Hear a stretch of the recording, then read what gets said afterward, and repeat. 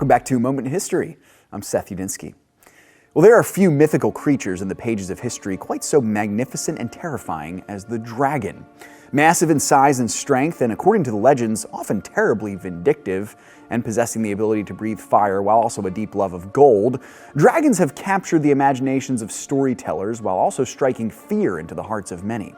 The dragon has played an integral role in the story of many cultures, but particularly in Christendom and the Christian imagination, hitting fever pitch, I'd say, in the Middle Ages.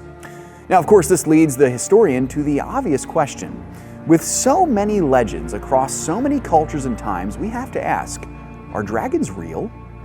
Well, before we answer that, let's explore the evidence based on historical legends. St. George and the Dragon, St. Giulio and the Water Serpent from Italy, St. Geordie and the rescue of the Spanish princess from being devoured, the Black Dragons of the Baltic region, the legend of Merlin and the Battle of the Two Dragons from Wales, the Chinese legend of the Four Dragons, dragon myths from India and other places in the world, and let's not forget the biblical writings themselves on the draconic creature Leviathan.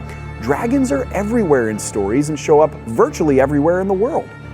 Now, in the Christian experience, many dragon myths come from the Middle Ages, as we said, or from the late Roman Empire.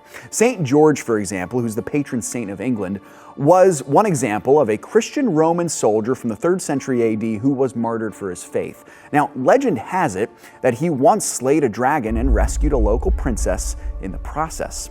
There are many similar stories like it in Christendom, with dragons representing forces of evil and heroes coming to vanquish the dragon for good. Now, the question we have to ask ourselves is this: are these stories all made up, or like the flood narrative that spans cultures and time periods, is there some truth to them? There are many accounts of discoveries of fire-breathing sea serpents on the wild seas, much like the description of Leviathan that we find in Job chapter 40. Now, I'm no conspiracy theorist, despite what you might think, but I think we need to apply some sound reason to this.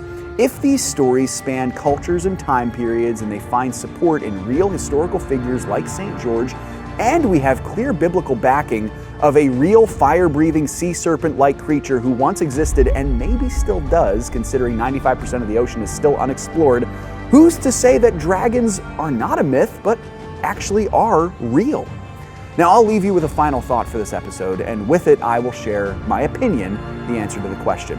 Our enemy, the devil, is referred several times in scriptures as the serpent or the dragon, which mean functionally the same thing.